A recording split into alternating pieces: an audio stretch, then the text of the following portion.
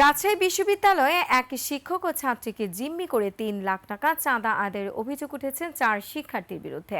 এ নিয়ে চলছে পাল্টাপাল্টি অভিযোগ ও সংবাদ সম্মেলন। দর্শক, হাসান আল মমিনের ক্যামেরায় রাজশাহী বিভাগীয় প্রতিনিধি বদরুল হাসান লিটনের তথ্যে ডেস্ক রিপোর্ট। ওয়ালটন আবারও মিলিনিয়ার অফারে ওয়ালটন ফ্রিজ কিনে আপনিও হয়ে যেতে পারেন মিলিয়নিয়ার।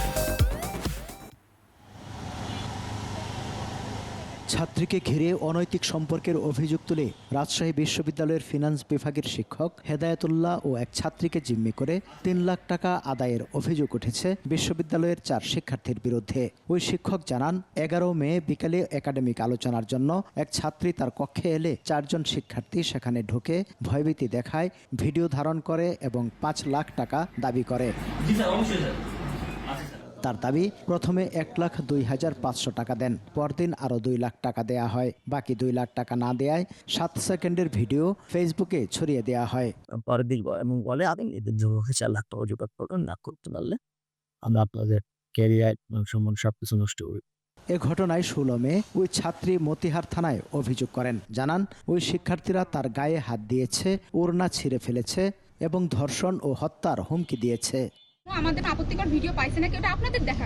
অভিযুক্ত শিক্ষার্থীরা হলেন বৈষম্য বিরোধী ছাত্র আন্দোলনের সাবেক সমন্বয়ক আতাউল্লাহ, বিশ্ববিদ্যালয় শিক্ষার্থী নাজমুস সাকিব, সিরাজুল ইসলাম সুমন ও সাজ্জাদ হোসেন সজীব। তবে তাদের দাবি, চাঁদাবাজি নয়, অনৈতিক ঘটনার প্রতিবাদ করতেই তারা সেখানে যান। স্যার দরজা খোলার পর স্যার প্রথমে অস্বীকার করে যে না, আমার এখানে কেউ নাই, আসে না। পরবর্তীতে স্যার বলে ঠিক আছে, তোমরা দেখতে পার। দেখার পরে রুমে ঢোকার পরে দেখা যায় যে টেবিলের নিচেও সবটি লুকিয়ে আছে। ঘটনার পর শিক্ষক ছাত্রীকে একাডেমিক কার্যক্রম থেকে সাময়িক অব্যাহতি দিয়ে ওই শিক্ষকের কক্ষ সিল করে দিয়েছে ফিনান্স বিভাগ। পুলিশ বলছে, মামলা হলে তদন্ত করে ব্যবস্থা নেওয়া হবে।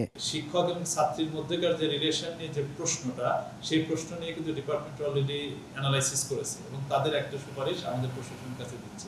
আমরা সেটা নিয়ে কাজ করি। ফর্মালি এটা মামলা করলে সেই অনুযায়ী পরবর্তী যেটা স্টেপ তদন্ত করা, অভিযোগেরও তদন্ত করা হয়, কিন্তু আপনার আসামিকে ফর্মালি অ্যারেস্ট করার জন্য তো অবশ্যই মামলা প্রয়োজন।